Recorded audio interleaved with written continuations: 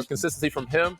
But him knocking down 3-ball, making 13-14, I think, from the field in one of the games he played in, showing that he's locked in and playing at a high level this summer and coming in hopefully next season, at a different mentality. And Shai Gilgeous-Alexander, we've talked about him as the best player on this roster. First team All-NBA is a reason why. He's very crafty, he's good at what he does, scores mentality, push the pace, played many different areas of the floor.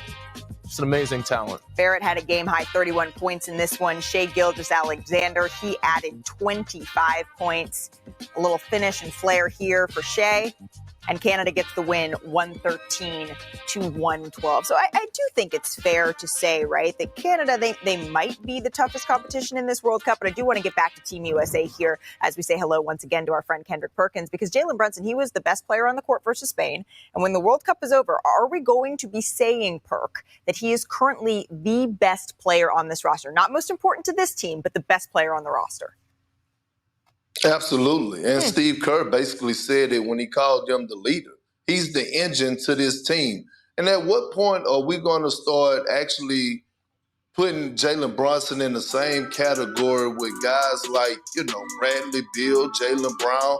We're talking about a guy outside of Team USA and representing for his country that helped the Mavs go to the Western Conference Finals, that put the Knicks on his back last season and helped them get to the second round, went toe-to-toe with the Miami Heat and Jimmy Butler. I believe he dropped, a 35-piece or a 40-piece in a couple of those games in that series.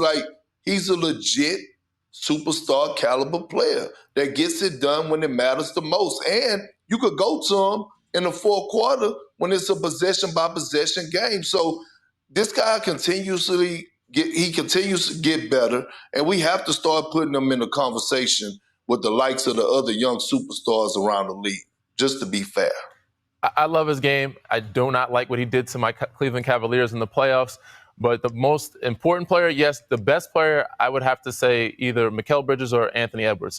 Just what they can bring to the table on both ends of the floor. Anthony Edwards, raising his game another level defensively, not just being a one-trick pony, scoring on offense and shooting the ball, but him picking up his defensive play, getting out in passing lanes, blocking shots, and doing the little things that they need him to do to grow into that mature star player. I think he could be the best player on this team. Yeah, I think since Richard isn't here, we're splitting hairs a little bit, Perk, because it seems like Anthony Edwards, right? He could be the player that I think he may have the highest ceiling potentially on this team. I think that Jalen Brunson is the most important to this team.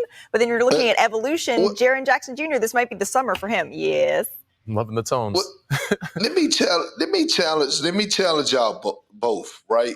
Okay, if you take Jalen Brunson off this squad, would you still have the confidence that this team could get it done? No, but that's the relative importance to this team versus to their NBA team that they're going back to. But I feel you. Go ahead. If you take Anthony Edwards off and you keep Jalen Brunson, we still would have a high level of confidence. Same with Mikal Bridges. He's the best player on Team USA. I'm just going to let you sit over there and sip your tea. But I think we can all agree, if we're speaking of international hoops, we have an all-time great that we need to get to in terms of international players. Because inducted into the Basketball Hall of Fame this weekend was Tony Parker, was Dirk Nowitzki, was Pau Gasol, all being honored, all being enshrined in Springfield this weekend. They have a combined 7 championships between the three of them. So here's a little look back at some of the most memorable moments from the ceremony. It was just awesome. Good evening, everybody. It is truly an honor and a pleasure to be together with all of you again, celebrating our glorious game and recognizing some of the very best in basketball.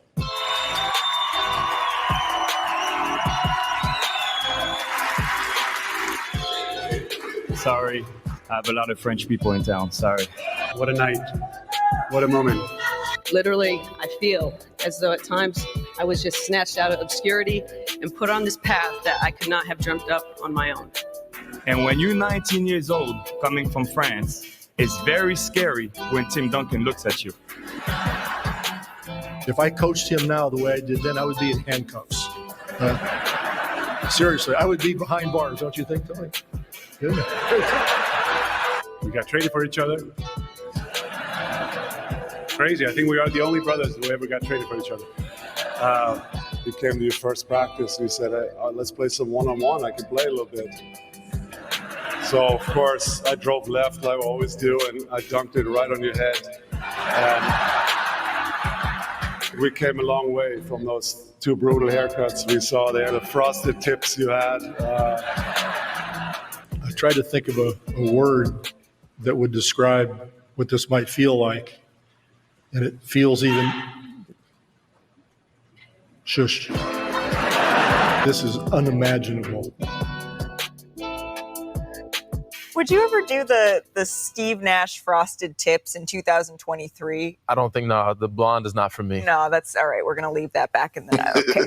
You did play just 8 seasons, all right, with Tony Parker. You won a title with him. What was he like as a teammate? I love Tony, man. At times difficult, but they're for a reason. All of them. You know, he learned from Pop, and Pop was hard on him. He's also hard on me. So Tony relayed that to his teammates. You know, it was a lot of times where me and Kawhi, we were the younger guys, where we would play well, but, you know, come lackadaisical, not have a sense of urgency, and he would let us know, you know, if you don't execute, you don't win championships. And that would be in regular season games, not just the playoffs. Mm-hmm. So come fourth quarter, third quarter, you know, Tony had MVP years when I played with him there, but he would turn it up. He had a switch that was unbelievable. His speed, his leadership, he was just amazing. And I love playing with the guy, and I'm sad I couldn't be there to celebrate it with him, but I'm happy for him. And just the rest of those people, I was blessed enough to be able to play with a lot of those people that were up there. Yeah. Powell, Becky was there, I played for Pop. Timmy was there. So a lot of those guys, a lot of those greats. And I got a chance to play against D-Wade and Dirk. Yep. So, you know, I've had a great career to both say I shared the floor with those guys. Yeah, and don't worry, Timmy had like 150 people there to support him. So, wow. Yeah, okay. I think you were cool. Perk, you played against Dirk, what, 35 times? Can you think of an international player? We're talking about the first European-born player to win an MVP who had a bigger impact on the game than Dirk.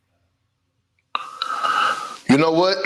Dirk, we all know about the one-legged fadeaway. His mid-range was deadly, his tenacity, but I have to go with Manu. There you go. Another Spurs. Him bringing the Euro step, Manu bringing the Euro step to America changed the game forever, right? We seeing so many guys, right, bigs and smalls, they have their Euro step in their package. And when you think about it, it was, okay, let's have layups. Now we have reverse layups. Now we have layups with the offhand on the same side, or like things to that nature. But the Euro, that has changed the game forever. So I have to go with Manu Ginobili just because he brought that move to the NBA. Yeah, I mean, it's hard to make a wrong choice there. I have to say, being there this weekend, one of the coolest assignments, one of my favorite assignments that I get to do all year is sitting down with the finals MVP, because it's just like, it's the player that is on the mountaintop in that moment. Like, you don't see a guy feeling more accomplished, right, than in that moment. And it was my first one, and it was that on steroids, because it was like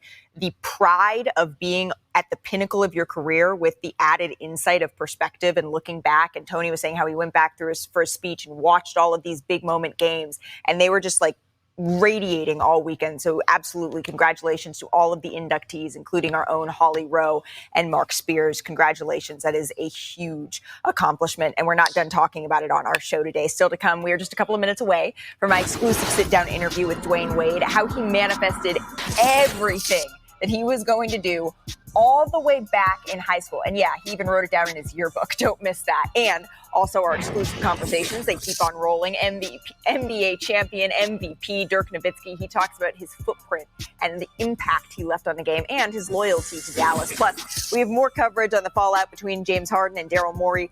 What could be next with the regular season just over 2 months away? We're already at that point, over 2 months away. We're right there. Oh my goodness. Whopper, build your Whopper, barbecue.